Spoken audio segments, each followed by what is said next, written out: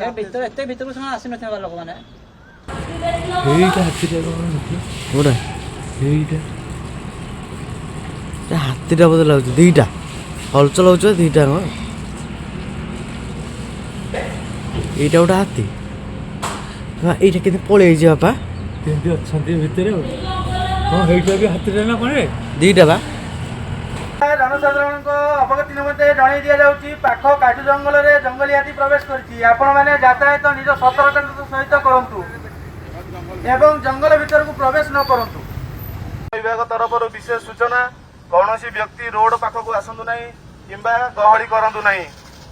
ଯୋଉ ଅଛନ୍ତି ଆମର ଲୋକ ସବୁ ରାତିରେ ଦେଖିଥିଲେ ଭୋର ଭୋର ଦେଖିଥିଲେ ମାନେ ଝାଡା ଯାଇଥିଲେ ସେପଟେ ଦେଖିଲେ ହାତୀ ଆସୁଥିଲା ଏ ପାଚେରୀ ପର୍ଯ୍ୟନ୍ତ ଆସୁଥିଲା ସେ ପାଟିତୁଣ୍ଡ କଲେ ଯେମିତି ପଳେଇଲେ ସେ ଜଙ୍ଗଲ ଭିତରୁ କାଜୁ ଫିଲ୍ଡ ଭିତରକୁ ପଳେଇଛି। ଆଉ ତାପରେ ସେ ବିଲ୍ଡିଂ ଉପରେ ବି ଲୋକ ରହିକି ବି କ୍ୟାମେରାରେ ଭିଡ଼ିଓ କରିଥିଲେ ସେଇଟା ବି ଦେଖେଇଛି। ଆଜ୍ଞା ରହିଲୁଣି 5-7 ବର୍ଷ 10 ବର୍ଷ। ନିଶ୍ଚୟ ନିଶ୍ଚୟ ଭାଙ୍ଗି ଭୟ ତ ନିଶ୍ଚୟ ଅଛି ଆମର ଭାଙ୍ଗିଦବ ମାରିଦବ ପିଲା ଛୁଆ ନେଇକି ଅଛି ତ ଆମେ ତ ଫରେଷ୍ଟର ମାନେ ସବୁ ଆସିଲେଣି ତାକୁ ଧରିବା ପାଇଁ ଚେଷ୍ଟା କରୁଛନ୍ତି ତ ଧରିଦେବେ ଲାଗୁଛି ଆଉ। ସାଧାରଣଙ୍କ ଅବଗତି ନିମନ୍ତେ ଜଣାଇ ଦିଆଯାଉଅଛି କି କୌଣସି କାରଣବଶତଃ ଏକ ହାତୀ ରୋଡ ପାଖକୁ ଆସିଯାଇଅଛି।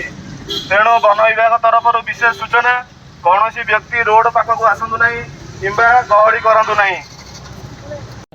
ଭୋରୁ ଭୋରୁ ଆମର ଖୋର୍ଦ୍ଧା ଡିଭିଜନ ଏରିଆରୁ ଗୋଟେ ହାତୀଟି ଆମର ଏମ୍ସ ପାର୍ଶ୍ୱବର୍ତ୍ତୀ ଏରିଆ ଆମର କାଜୁ ଜଙ୍ଗଲରେ ହାତୀଟି ଆସିକି ଅଛି ତାକୁ ଆମେ କ୍ଲୋଜଲି ମନିଟରିଂ କରାହେଇଛି। ଆମର ଡିଫରେଣ୍ଟ ଗ୍ରୁପ୍ର ଷ୍ଟାଫ୍ ରହିଛନ୍ତି ଆମେ ଡିଫରେଣ୍ଟ ରେଞ୍ଜର ଷ୍ଟାଫ୍ ପୁରା କ୍ଲୋଜଲି ତାକୁ ମନିଟରିଂ କରୁଛୁ। ଆଉ ହାତୀଟି ବର୍ତ୍ତମାନ ବି ଏଇ ଭିତରେ ଅଛି ତେଣୁ ତାକୁ ଟ୍ରାକ୍ କରାଯାଉଛି ତାକୁ ଉଚିତ ପଦକ୍ଷେପ ନିଆଯିବ। ବର୍ତ୍ତମାନ ତ ସେ ଷ୍ଟାଟିକ୍ ରହିବ ତା ଭିତରେ ଯେଉଁ ଖରା ଟାଇମ୍ ଅଛି ସେ ପୁରା ରହିବ ତାକୁ ଆମେ କ୍ଲୋଜଲି ମନିଟରିଂ କରୁଛୁ ତାର ଯେଉଁ ଗତିବିଧି ରହିଛି ସେ ତାର କୁଆଡ଼େ ମୁଭମେଣ୍ଟ କରୁଛି ତାକୁ ୱାଚ୍ କରାଯାଉଛି। ଆଉ ପ୍ରତି ଜାଗାରେ ଆମେ ପ୍ରତି ଯେଉଁଟା ପ୍ରବାବୁଲ ଏରିଆ ଅଛି କେଉଁ ଏରିଆରେ ହାତୀ ଏସ୍କେପ୍ କରିବ ସେଇଥିପାଇଁ ସେ ଏରିଆରେ ମଧ୍ୟ ଷ୍ଟାଫ୍କୁ ଡିପ୍ଲୟ କରିଛୁ। ପ୍ଲସ୍ ଆମର ଯେଉଁ ଲୋକାଲ ଲୋକ ଅଛନ୍ତି ତାଙ୍କୁ ମଧ୍ୟ ଆୟର କରିଛୁ ଯେ ନାଇଁ ଏଇ ଏରିଆ ଭିତରେ ବର୍ତ୍ତମାନ ପଶିବେ ନାହିଁ ହାତୀଟି ଏଇ ଭିତରେ ହିଁ ରହିଛି। ନାଇଁ ସେଟା ଦେଖିଲା ପରେ ହିଁ ଜଣାପଡ଼ିବ କିନ୍ତୁ ହାତୀ ଯେଉଁ ପ୍ରିଲିମିନାରୀ ଆମେ ଜାଣୁଛୁ ଦନ୍ତା ହାତୀ ଅଛି ତେଣୁ ସେ ଏରିଆରୁ ଆସିକି ଅଛି। ଫେରି ନେବା ପାଇଁ କୌଣସି ବ୍ୟବସ୍ଥା କରାଯାଉଛି ନିଶ୍ଚିତ ଭାବରେ ଆମେ ଟ୍ରାକ୍ କରାହେଉଛି ସେ ଫେରେଇବ ନାହିଁ ତାର ଯେଉଁ ଟ୍ରାକ୍ ଅଛି ତାର ମୁଭମେଣ୍ଟ ଦେଖିକି ଆମେ ଡିସାଇଡ୍ କରିବୁ। ସନ୍ଧ୍ୟା ହେଲେ ହିଁ ହାତୀ ପ୍ରାୟତଃ ବାହାରକୁ ସେଇ ସନ୍ଧ୍ୟାକୁ ଅପେକ୍ଷା କରୁଛନ୍ତି 4ଟା ପରେ ହିଁ ଜେନେରାଲି ହାତୀ ବାହାରିଥାଏ ତେଣୁ ସେ ଯେତେବେଳେ 4ଟା ପରେ ହିଁ ତାର ଅପରେସନ୍ ଆମେ ଷ୍ଟାର୍ଟ କରୁ କିନ୍ତୁ ବର୍ତ୍ତମାନ ଆମେ କ୍ଲୋଜଲି ମନିଟରିଂ କରୁଛୁ କାରଣ ଏବେ ହାତୀକି ଡିଷ୍ଟର୍ବ କରିବା ଠିକ୍ ନୁହଁ ତେଣୁ ସେଇଥିପାଇଁ ଆମେ ତାକୁ କ୍ଲୋଜଲି ମନିଟରିଂ କରୁଛୁ। ମନିଟରିଂ ପରେ ବର୍ତ୍ତମାନ ତ ସେ ସୁରକ୍ଷିତ ଜାଗାରେ ଅଛି ତେଣୁ ଆମେ ମନିଟରିଂ କରୁଛୁ କ୍ଲୋଜଲି ୱାଚ୍ କରୁଛୁ ଟ୍ରାକ୍ କରୁଛୁ। ତାର ମୁଭମେଣ୍ଟ ଯେଉଁ ଅଛି ତାର ମୁଭମେଣ୍ଟ ଆକ୍ଚୁଆଲି ଖୋର୍ଦ୍ଧାରୁ ଇଆଡ଼େ ଆସି ଟୁୱାର୍ଡସ୍ ଚନ୍ଦକା ଆଡ଼େ ରହିଛି ତ ଜଣାପଡ଼ିବ 4ଟା ପରେ ଯଦି ସେ ମୁଭମେଣ୍ଟ ଆଇଦର ଖୋର୍ଦ୍ଧାକୁ ବ୍ୟାକ୍ କରିପାରେ ନହେଲେ ଚନ୍ଦକାରିଆ ଜଙ୍ଗଲ ଭିତରକୁ ପଶି ଯାଇପାରେ। ନାଇଁ ଦନ୍ତା ହାତୀ ଜେନେରାଲି ଟିକେ ଦଳରୁ ଦୂର ରହେ ତେଣୁ ସେ ଦୂରରୁ ହିଁ ଆସିକି ଅଛି।